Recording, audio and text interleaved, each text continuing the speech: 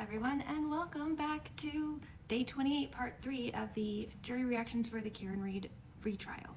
Now we're back from lunch, and Brennan is now doing cross with Dr. Wolfe. He seriously makes my stomach hurt, and all I think of is just like a weaselly man, and ugh.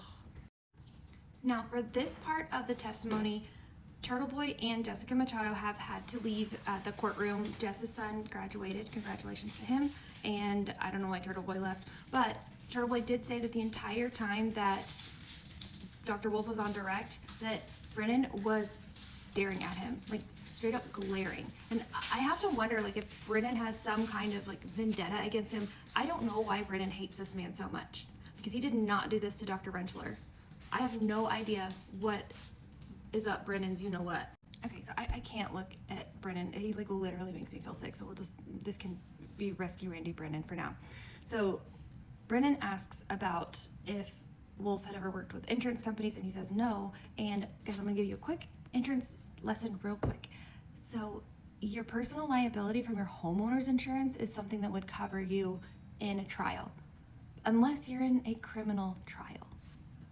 I couldn't look at that guy either. So this is my current jury seating chart, and I'm gonna make it prettier and easier to read, but this way you can kind of get a picture of what I'm gonna be talking about coming up. So the jurors are still paying attention, but they're kind of taking less notes, and some of them are looking inquisitive, maybe about the FBI.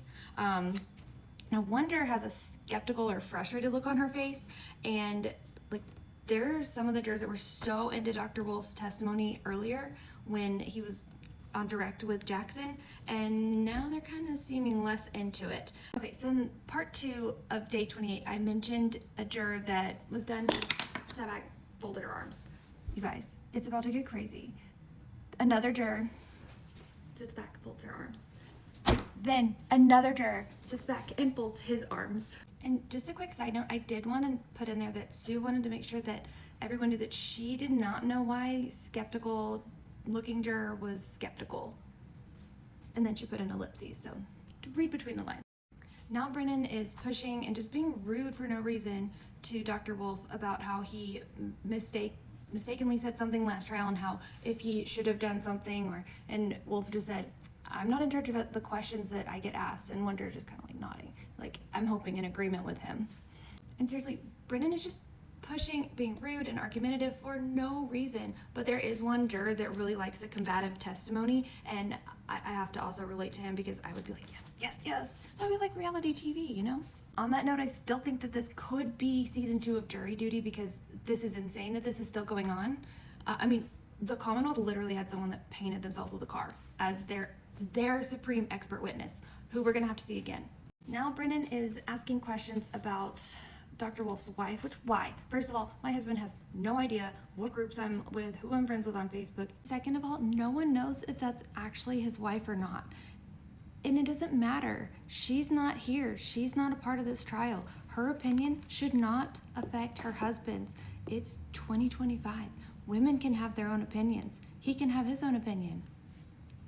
In his rude little way, Brennan keeps asking him questions about his testing, and then he brings up Dr. Rentschler's report and all this other stuff, and the jury is just, they're losing steam, they're losing interest. They were super into the testimony earlier. Like, you can tell if you guys go back on the where you find your tweets and look at Jessica Machado, Aidan Kearney, aka Turtleboy, and Sue O'Connell, all three of them were talking about how impactful and into the testimony they were in the beginning, and now that they're on cross,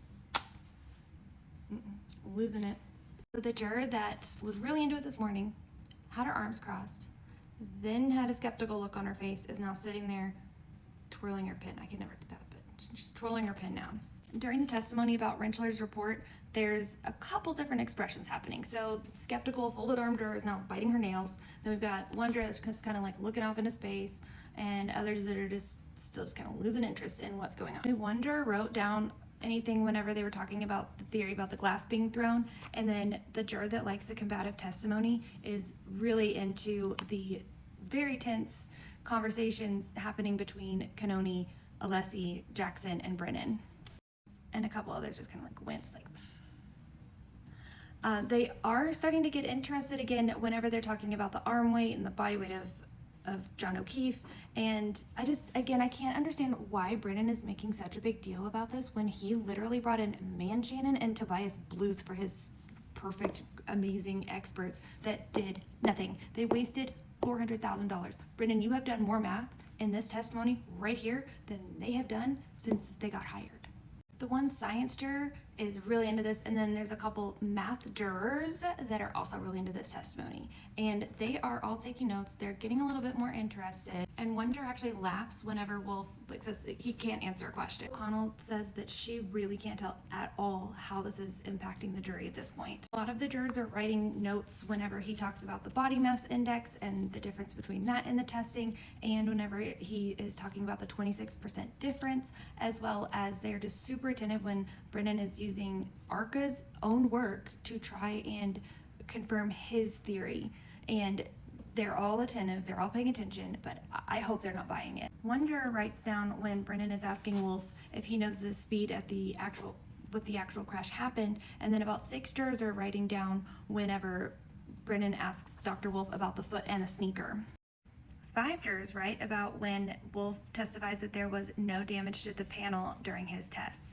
Brennan is done. Now Jackson goes back up on redirect, and all the jurors are kind of perking back up a little bit. So now Jackson's playing the 24-mile-per-hour video, and 13 jurors are writing down whenever he asks Dr. Wolfe if a shard can go any faster, and Dr. Wolfe says no, it's not physically possible. And then 6 jurors write down whenever he talks about the road rash damage, and then Wolfe again establishes that he was not hired by an insurance company. And then many are writing down as Jackson is talking about how there's no report showing the weight of John O'Keefe's arm. So this is a funny little tidbit, but Yannetti had told everyone that he is suffering from allergies, and then he sneezes, and Brennan says, "God bless you." And Sue O'Connell literally ends her tweet, and the defense ignores him, LOL. The jurors are dismissed for the day, and that's it for their reactions. I did want to say I heard a rumor that Dr. Rentschler might be able to testify about dog bites to his arms, or dog bites to John O'Keefe's arms, because he was actually a part of a testimony or medical something with someone that had that.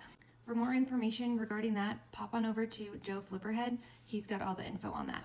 Thank you guys so much for being patient, so sweet and kind, and for telling me that you're enjoying these videos, because I can't tell you how much that means to me.